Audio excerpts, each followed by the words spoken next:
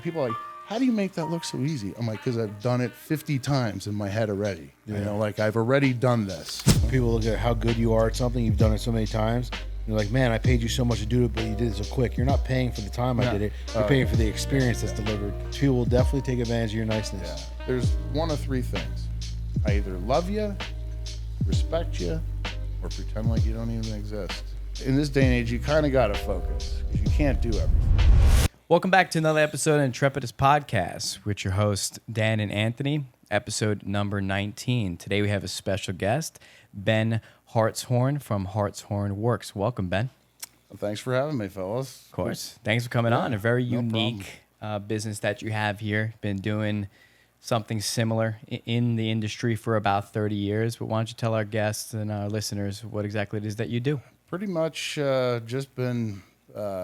I jokingly say building dreams. You know, people come to me, you know, when I started building stuff, it was, you know, it was like the kids in the neighborhood, like, let's build a fort, you know, and we'd build a giant fort. And, you know, like adults would come out and be like, oh, man, this is pretty nice, you know? So, yeah, just building things has always been in my blood pretty much. You know, I come from a family of craftsmen, so...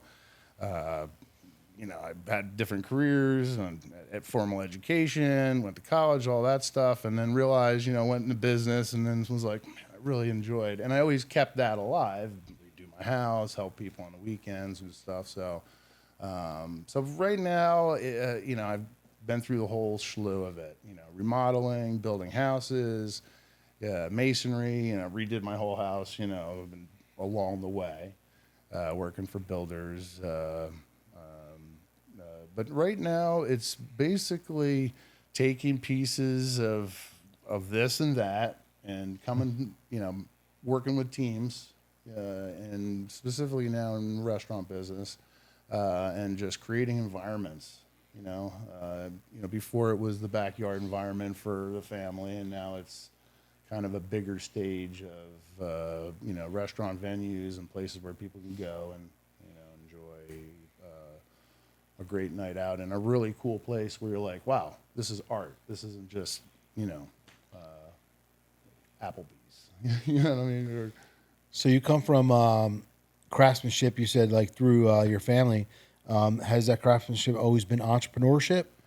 Yeah, I've always had, you know, like I would always have a little side hustle. I mean, when I was a kid, it was like selling worms or whatever. And then it worked my way up. I've always had something, you know, some kind of deal, or it was tickets, or, you know, we just kept, when we were young, we'd go cut fence posts, cedar fence posts at the farm. My dad would give us like a quarter piece. We'd do that. And Christmas trees, whatever, you know, you keep going. And it was kind of the farm mentality. I grew up on a farm. You know, you got to do a little bit of everything, keep everything going. You got to split the wood. You got to haul the water. You got to kind of keep all the facets going, you know. In today's society, you're just doing, you know, typically you do one thing, right? You're, you know, you're a lawyer, you're a police officer, you have your one job. But I've always like, oh, I want to be able to do this and we were DIYers. Like there was no hiring somebody to fix the roof or do this. It's like, we fixed the roof.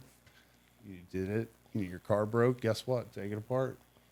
You know, so. It's interesting you say that, actually. I've never really thought and drew that similarity, the comparison between farming and entrepreneurship. You know, you said you have to do a little bit of everything. In entrepreneurship, when you start a business, you have to do a little bit of everything, right? Absolutely. And you learn to do it very well, and then you optimize and you get better at things. But I've never really thought of it that way, so I appreciate that. But, you know, speaking about farming, I know Dan here has a farm for fun, pretty much. Yeah. So... But other than, aside from, you know, leisure. I don't sell worms, though. You don't sell worms? Not yet. I'm not digging for worms. That's big business. But, easy too. It's easy. Like milk worms? Like what's selling Probably worms? for fishing, right? Yeah, or fishing worms, earthworms, you know, and it's basically you just get a bunch of night crawlers and you make a box, and so they can't get out, and feed them, and they multiply pretty quick, and just it's not. Never thought that'd be a business, but I guess it is. Well, But tell us about tree farming.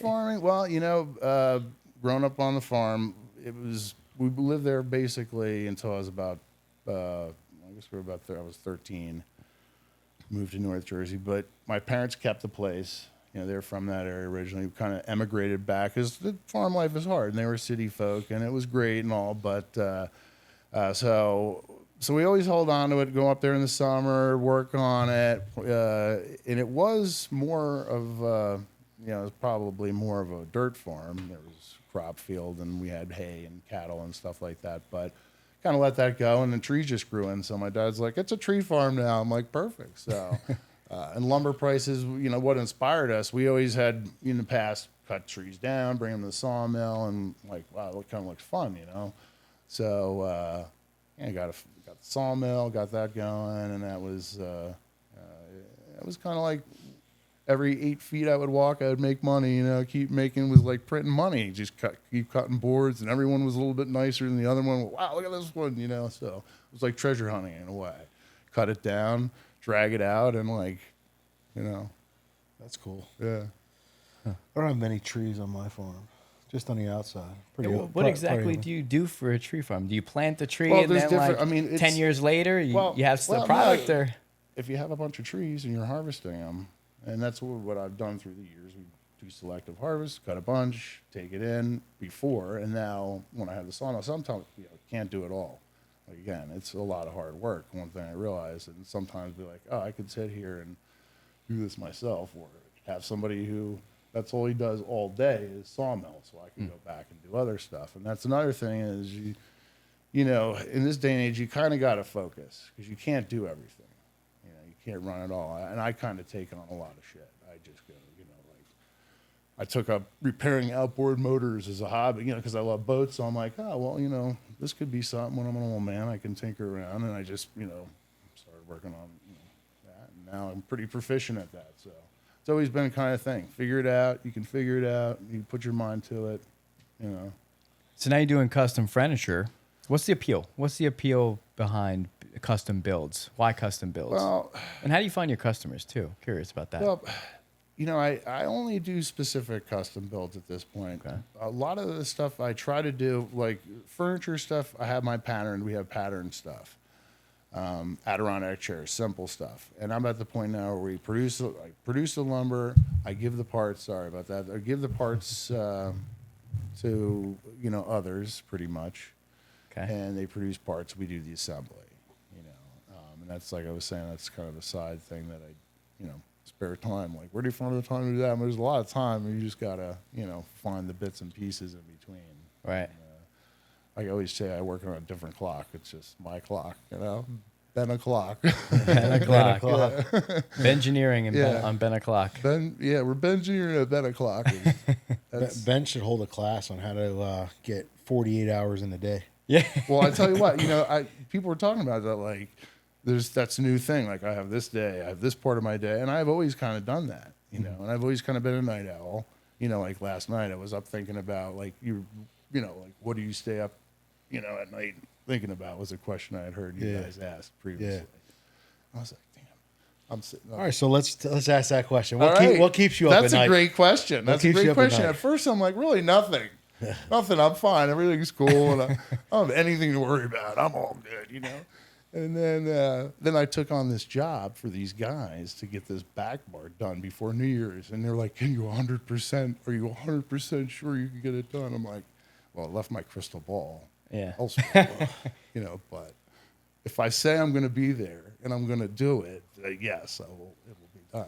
So that's one thing. I'm always meeting deadlines might be. Oh yeah, like I love keeping that. you up at night. People, it's deadlines for sure. Well, and then I have to engineer it. I'm like, all right, because I got to run through it. Like people are like, how do you make that look so easy? I'm like, because I've done it 50 times in my head already. Yeah. Like I've already done this, or I have already done it. Most of the time, I've already done this. Yeah. But if it's something new, or like, hey, can we take this and this? And, it's like when people look at how good you are at something, you've done it so many times. You're like, man, I paid you so much to do it, but you did it so quick. You're not paying for the time I did it. You're paying for the experience that's delivered. Exactly. And that's what people don't understand. So you have a family, you have a wife and kids. Wife and 2 girls, 2 adult children. Through your bengineering and your benjathotzing and all this stuff going on in your life. Zen benning is another one. How do you manage a lot of verbs. Your family and your work-life balance? I think poorly.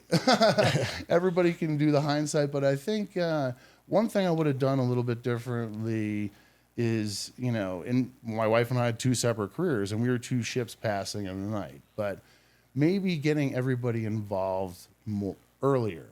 Like I said, I had a business where everybody was kind of involved, and that kind of evaporated because of like a zoning issue, when it was kind of a sad story. So, but I think involving them is really important. That's a way, like, because people always say, oh, they're this and that, and showing them, like, this is what I'm doing. So when they're like, where's dad, or what's going on, like. That's pretty funny. I talk about that on every episode almost. Just about. You missed the last one, though. No, I talked about him getting his kids involved with his wife about going away. Right. Yeah. I try to touch on that every episode, is that, like, the biggest thing in business is, like you're saying, 2 ships, you go through the night, but then you do go on vacation, you do things, but, oh, dad's never around, or dad's missing this stuff. And, I learned a lot earlier in business that it's important to get your family gravitated into where you're going, because you're ultimately doing it for them. Yeah.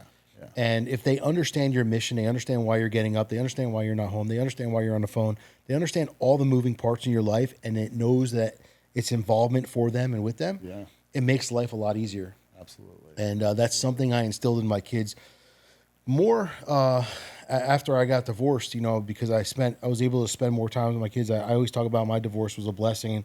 If you're happily married, I don't want to encourage you to get divorced. But what I'm trying to say is my divorce was a blessing because I worked so much. And by having 50-50 custody, I was forced to have to spend time with my kids, which was an ultimate blessing. Yeah. And I had to take my time when I wasn't with them, get everything done so that the time I was with them, I could spend with them. Right. But also at the same time, I was still on my phone. I was still shooting emails. I was still doing stuff, but encouraging them to know that, hey, dad's still present, but dad has to get this done, but here's why I'm doing it. And it's really changed the dynamics of the way my kids think. And now my son's 20 years old. He's a business owner, and, he doesn't want to work for nobody. He never will work for somebody. And his mindset is right there. And he knows that, like, straight up, like, this is the way I live. This is the way I grew up. This is the way I want to be. And I think that by me getting him engaged and not being disconnected, there was no resentment later on as he grew up, so he understood the facts of it, and I think it really helped shape him, and I'm glad I did that. Yeah, I am blessed that I'm happily married, but I've known a lot of, like, people throughout life where I actually was like, you should probably let go, and like Kenny Rogers said, you got to know when to hold them, know when to fold them. Yeah. And, I would jokingly say, who you're willing to die for, in life. And your kids, that's the thing. Yeah, everybody wants to make sure their kids succeed in life. But once you're done, and you do what you can, and you can't look back. That's one thing you can't do. But it's always a balance. And there was times where I was gone a long time, and I was traveling, I was on jobs, and I'm immersed. When I'm in a job, I got the blinders on, and I'm eating, sleeping, and thinking about it. Like, people would say, were you working on it? I'm like, I'm working on this all the time. Like I said, going through that, and that takes its toll. How old are your kids now? 23 and 26. What are they doing with their lives?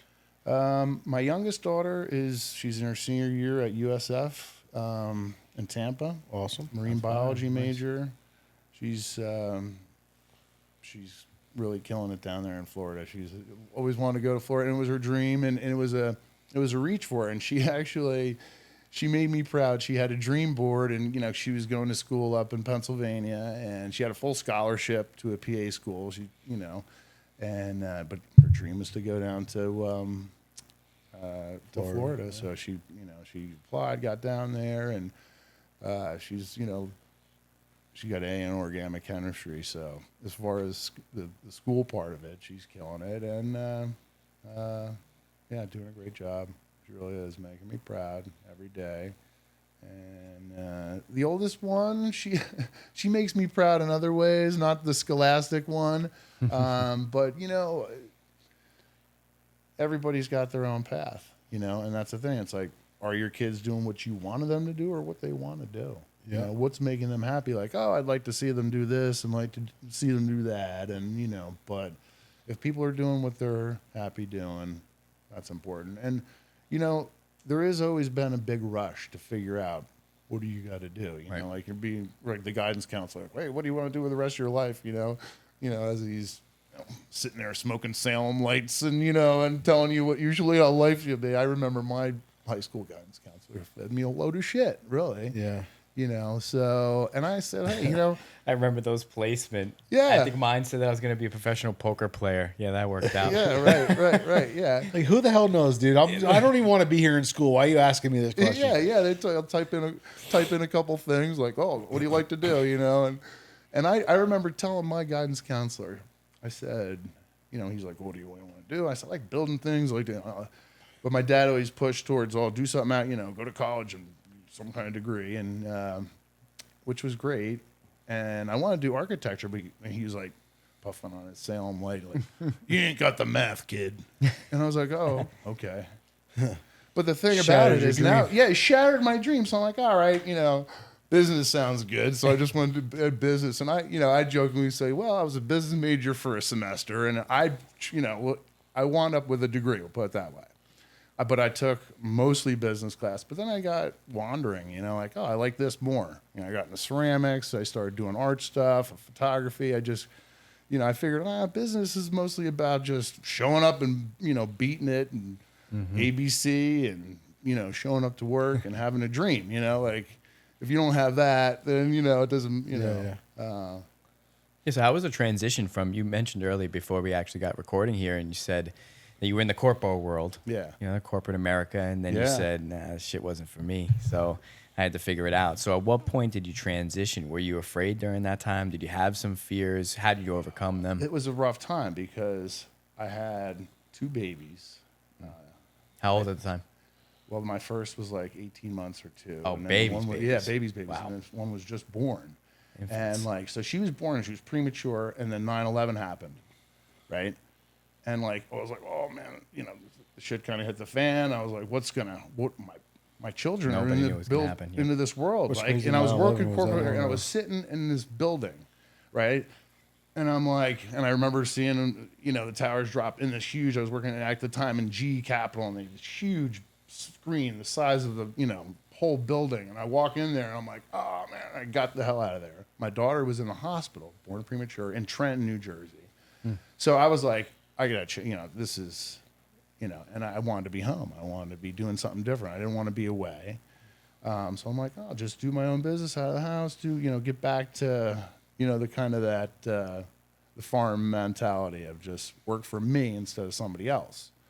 So yeah, I left that and just kind of went back, jumped back into carpentry. Someone was like, I had collected I was like on unemployment. It's like, I better do something here quick. And, of course, that little transition you have there when you're on unemployment, I'm like, I'll do some carpentry on the side. And you're like, and the guy's like, oh, you're pretty good or whatever. Next thing you know, I'm on like this crew building houses, and it was kind of like learning. And that was one thing, is I was a sponge. Everything I saw, that's when my learning kicked in, just watching these people. And luckily I was with a good crew, There's not many of your breed left.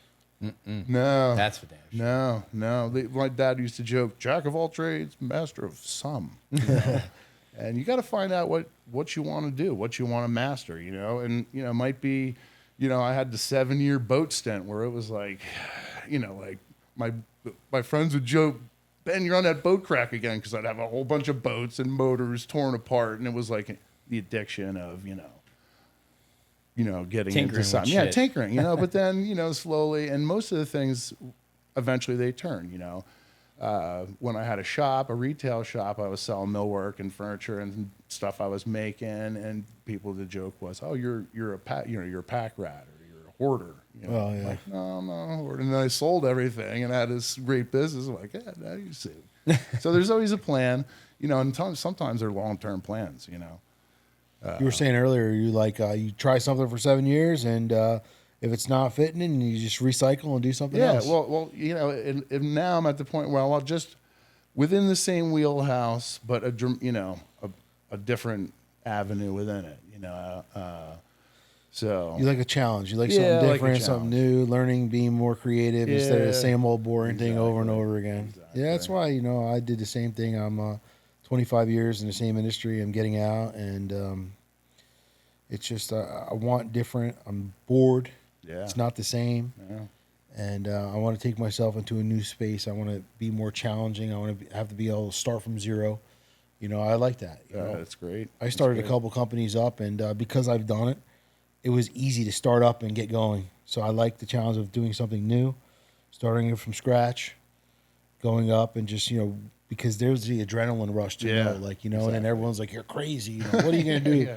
You know, what are you going to do for money? I mean, don't worry about it. Money's secondary. Yeah, exactly. I jokingly say that, like, it's beyond money at the point. It's sport. This is sport. You know, like I'm working with some restaurants now, and it's like when you see everybody there enjoying it and the satisfaction and the crunch deadlines, where it's like, yeah, can we have it now? You know, that is the thrill of it. And what do you do with an unrealistic deadline? well, that's one thing that entrepreneurs need to learn to say is sometimes is no. That was always the hardest thing for me, to be like, no. Because I was like, oh, yeah, I could do that with bang.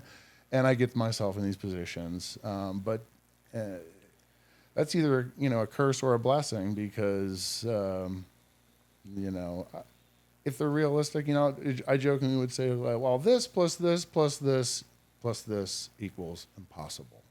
And that's why I tell people, be realistic, you know, like, but anything can be done for a price, right? For a price, that's right. Yeah, I mean, my team hated me for a very long time because it was so instilled in the company culture and vision was that we just simply didn't say no to anything in the beginning. And now we're at the point where, you know, we could take the no's, we could take the losses. So, you know, the first time I remember having a conversation not too long ago, and someone said, "Oh, we were afraid to say no because we know how you are. Like we say yes, we figure it the fuck out. That's it, end of story." But now, recently, someone came up to me and said, "Can we say no?" I said, "Absolutely. Say no to this because we don't need it." No will set you free. Such a powerful, it really will. Yeah. No will definitely set you free. That's been one enjoyable thing in business is being able to be like, I don't want to work with that person. I don't want to work for that person.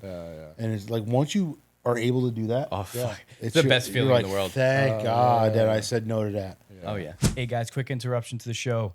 Please don't forget to follow us and like us. You can find us on Spotify and YouTube.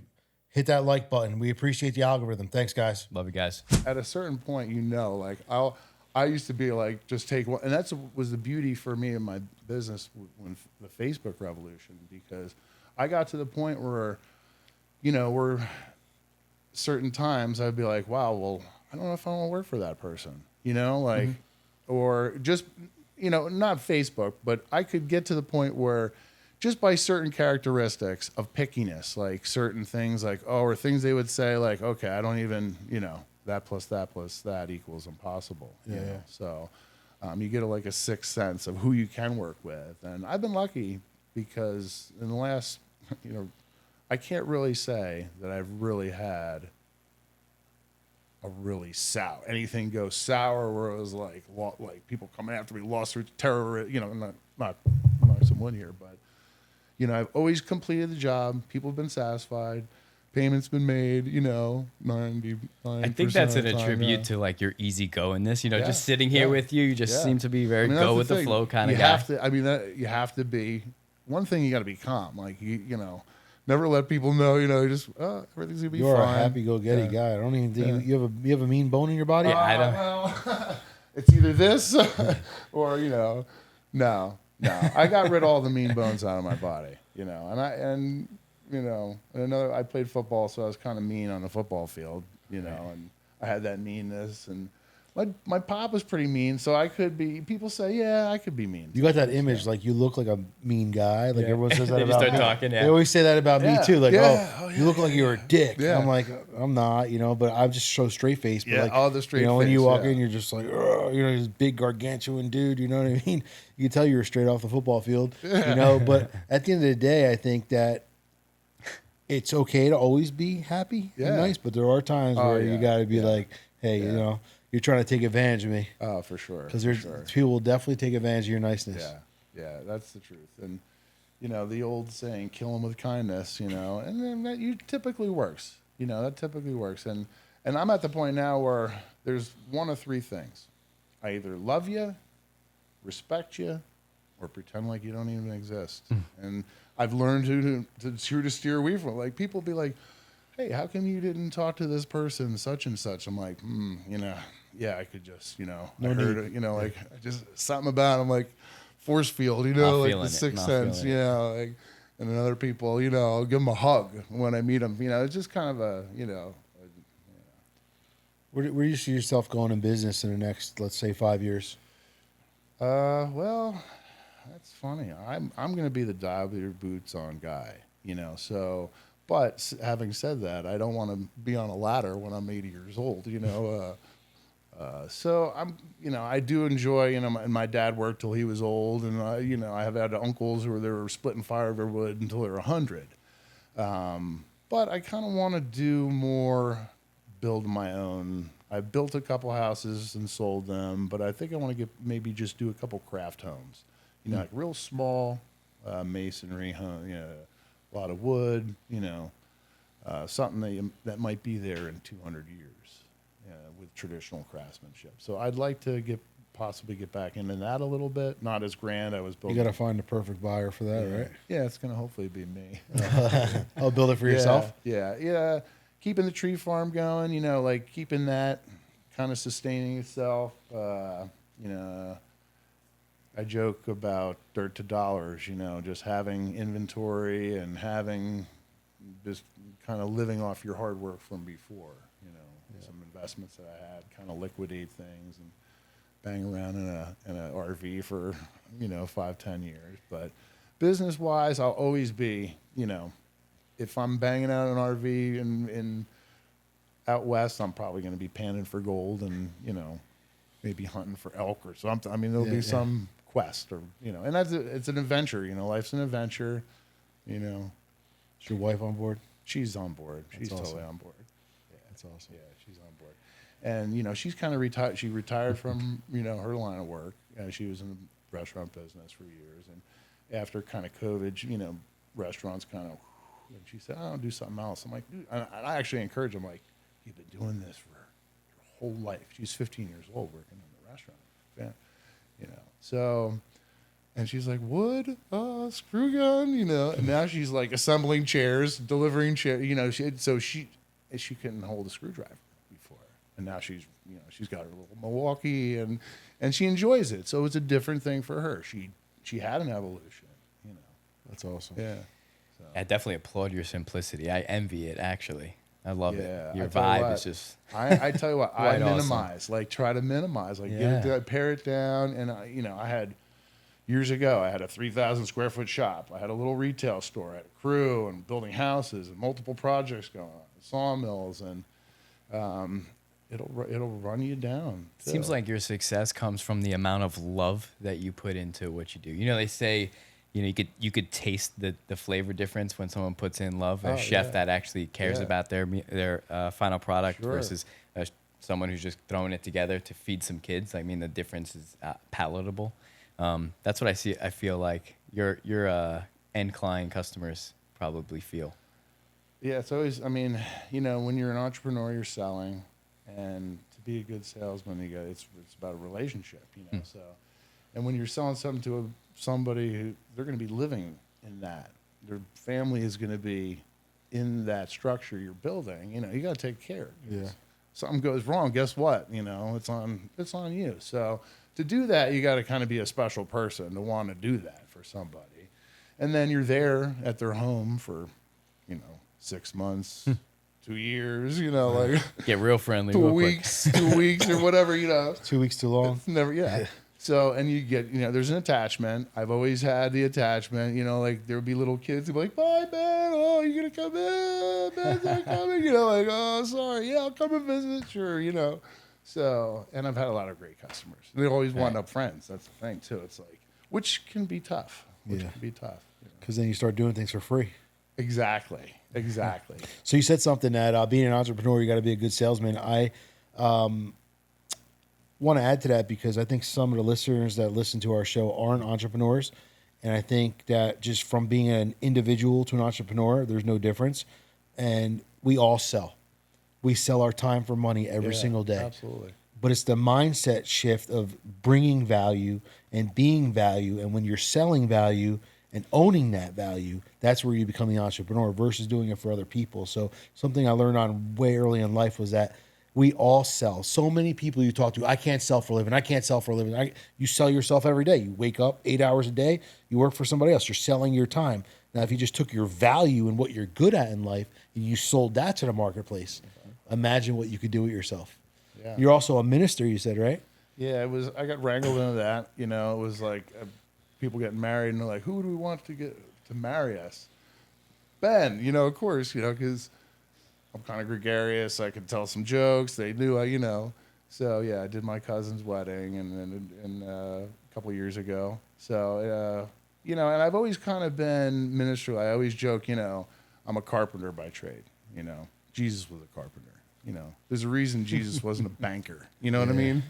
Carpentry, it's about, you know, working hard, you know, having a plan, and just getting after it pretty much. I was just reading a scripture this morning. It talked about Joseph, Mary and Joseph, how Joseph was a carpenter. Jesus could have been born into any family. Yeah. He was born into a carpenter. Yeah. It's crazy. So that's pretty awesome that you've been able to cycle yourself through life, and really, it seems like you've enjoyed yourself the entire time. You've learned a lot. You've got an awesome personality. I think having a person like you, no matter what you're doing and where you're at, I think people enjoy you being around. And I honestly didn't know you besides a text message before today, but I'm really excited that you were on the show. I think there's so many people out there that are going to benefit from you, because there's so many people out there that are happy souls and individuals who just love to help and please other people. And they could learn a lot from your story. And as long as you're doing what you love and delivering what you love, it's very passionate to the world, you know? For sure. And that's about how, I mean, if you help people, someone once told me, you know, like, what's the meaning of life? Helping other people. Just help other people. You know, when you're part of a team, it's like you're on a good team, you know, you put, you know, the team before yourself. I do that all the time. Like, just a couple weeks ago, I had my nice shelf set up with all my materials and stuff on there, but they needed a shelf for liquor in the bar. I'm like, this is the perfect shelf. They're like, we'll go buy a shelf. I'm like, no, take it all down. You know, like, take 1,000 pieces and put them in little boxes that I have to look through now, so that you can make money. You know, so and that's what you got to be. So I'm a huge Buffalo Bills fan, and Yes, I was watching interview with Dawkins the other day, and they were talking about, you know, how he's Josh Allen's left tackle, and, you know, Josh Allen takes on, you know, the glory. Josh Allen is this MVP, and he's an incredible football player. And you know, he just talked about, you know, if Josh Allen goes to the Hall of Fame and whatnot, he goes, you know, I'm just proud and I'm just honored that I was able to help him get there. And you know, that really resonated with me, because I remember younger in my years, like when I was probably 16, my mentor said, the minute you realize that you don't have to get paid to do something and you just do it, is the minute your life will change. And so many people in this world say, well, what's in it for me? My son's got a friend, like, will be like, hey, you know, can you come over and help? Well, how much are you going to pay me? I'm not going to pay you anything. Like, you just come over and help. You know what I mean? If you needed help, we would help. Yeah. You know, but people's mentalities are so twisted. It's like, what's in it for me? But that short-term gain has such a long-term loss. If you really help people and do things and deliver, that's what we're doing here. We're helping people, encouraging people, inspiring people to be their absolute best and bring their best to life. And we don't get paid to sit here. But what we do get satisfaction from is when we get DMs and we get messages and we get calls and we get, you know, whatever it is, and people say, you know what, that podcast changed my life, that guest changed my life. We'll have more people like that, whatever it is. We know that we're doing what we got to do. I mean, this costs money. Yeah. This doesn't make money. Yeah. You know, at one point, maybe it will make money, you know, but we're not in it for the money. We're in it for what we do it for. And the reason why, and the purpose, Intrepidus, the Latin word of fearless, what we came up with. How do we instill that once you surpass that fear in your life, you can get to the greater part of your life? Fear, you mentioned fear, and I tell you what, that's the big motivator for people, unfortunately. And I tell people all the time, you know, I'm scared. I'm like, you know, you can't be scared. You know, you really, that's, you know, unfortunately too, like people are, you know, watching TV, before they go to bed, watching about all the terrible things that just happened in the world. And then they go to bed, and they go to bed at night, or they watch a bunch of crime television. Yeah. And then they go to bed, wonder why they're all nervous, And like, I mean, I tell you what, I love football, but I don't watch football anymore as much as I would, or like TV or something like that. Like, I tend to focus on time with people and time thinking, and doing something. Like another thing I heard you guys talking about is put the game controller down. I'm like, man, I never picked one up because it was always life was more enjoyable than the game or watching TV. Yep. Well, if anyone wants to get any piece of furniture or custom build of any sort put together with love, Yes, from you, or married, if they want to get married, how would they find you? Well, I'm mostly, you jokingly said you said you have a website, and my joke for years before I had a website for years, but I like Facebook is the best way to get me. Okay, Marketplace. Facebook. How do we find you? You can find me Hartshorn Works on Instagram, at Hartshorn Works on Instagram, and Hartshorn Works on Facebook. Yeah. But the website, I had a website for years, but I just never, I got like one customer, and it was the worst customer I ever had. And I was like, you know what, I'm paying like this money. So people would be like, where's your website? I'm like, that's in the corner over there where the spiders live. Like he brought a QR code. Yeah, I bought a QR code, a banner, and I'm a DIYer, so it's like, oh, you could hire somebody to do that. I'm like, yeah, I could. But I got my daughter helping me out now. So. All right, so it was awesome having you here on the show. Oh, well, I appreciate you having me. Guys, if you're not following us on YouTube, Spotify, Apple Music, go ahead and do so. We had great guests, and make sure you tune into all of our episodes and comment if you enjoy our content. Thanks again. See you soon. All right. Thanks, for Ben. Sure. Thank you.